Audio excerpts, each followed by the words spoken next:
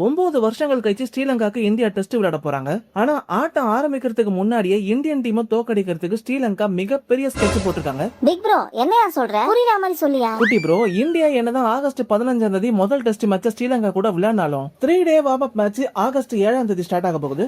ஆமா, டெஸ்ட் மேட்ச்க்கு முன்னாடி warm up match விளையாடுறது நல்ல விஷயம் தானே, அப்புறம் என்ன பிரச்சனை? குட்டி ப்ரோ, ஸ்ரீலங்கானாலே ஸ்பின் ஹெவியா இருக்கும்னு பிளான் பண்ணி தான் பிராக்டிஸ் மேட்ச்க்குள்ளே போறோம். ஆனா இந்த வார்ம் அப் மேட்ச் நடக்கிற கொலம்போ ஸ்டேடியத்துல பிச்சை பார்த்தா ஆள் மறைற அளவுக்கு கிரீன் கிராஸ் இருக்கான். ரொம்ப நாளா அங்க மேட்ச் நடக்காதனால யாரும் விவசாயம் பார்த்திருப்பாங்களோ? காமெடி பண்ணாத குட்டி ப்ரோ, ஸ்பின்னுக்கு ரெடியான இந்தியன் பேட்டர்ஸ ஸ்விங் அண்ட் பேஸ ஃபேஸ் பண்ண வைக்க போற ஸ்கெட்ச் தான் இது. இதனால டீம் மேனேஜ்மெண்ட் செம்ம கடுப்புல இருக்காங்க. ஏப்பா, நமக்கு ஸ்பின் தானே ஒழுங்கா ஆட வராது, ஃபேஸ் அட்டாக் நல்லா தானே ஆடுவோம், இப்போ ஆடிட்டு வர வேண்டியதானே? குட்டி ப்ரோ, என்சிசி அபிஷியல் பிராங்க் என்ன தெரியுமா சொல்லிருக்காரு? இந்த கிரவுண்ட்ல புல்ல வைக்கணும்னு ஸ்ரீலங்கா கிரிக்கெட் போர்டு டைரக்டா இன்ஸ்ட்ரக்ஷன் கொடுத்திருக்காங்களாம். 3 டே மேட்ச்ல ட்ரை புட்ச் எல்லாம் கொடுக்க முடியாதுன்னு கராரா சொல்லிருக்காரு. வேணும்னா டே 2 and 3ல வேணா ஸ்பின் எடுக்கலாம், டாஸ் ஜெயிச்சீங்கன்னா பேட்டிங் எடுத்துக்கோங்கன்னு சிம்பிளா முடிச்சிட்டாரு. அப்ப இந்தியன் டீமுக்கு அவுட் ஆஃப் சிலபஸ்ல இருந்து क्वेश्चन வந்திருக்குன்னு சொல்லுங்க பிக் ப்ரோ. ஆனா பிட்ச் எப்படி இருந்தாலும் விளையாடுறதான சிறந்த வீரனுக்கு அழகு. கரெக்ட் தான். ஆனா இந்த சீரிஸ்ல ஸ்பின்னுக்கு பதிலா ஃபாஸ்ட் பவுலிங்க்கு சப்போர்ட் பண்ற மாதிரி பிட்ச் ரெடி பண்ணிட்டாங்கன்னு வெய்யே. ஃபாஸ்ட் பவுலிங்ல பும்ரா தான் கீ பவுலரே. அவர் இல்லன்னு தெரிஞ்சுதான் இவங்க வேணும்னே இப்படி பண்ணிருக்காங்க. ஓ, அதான் விஷயமா?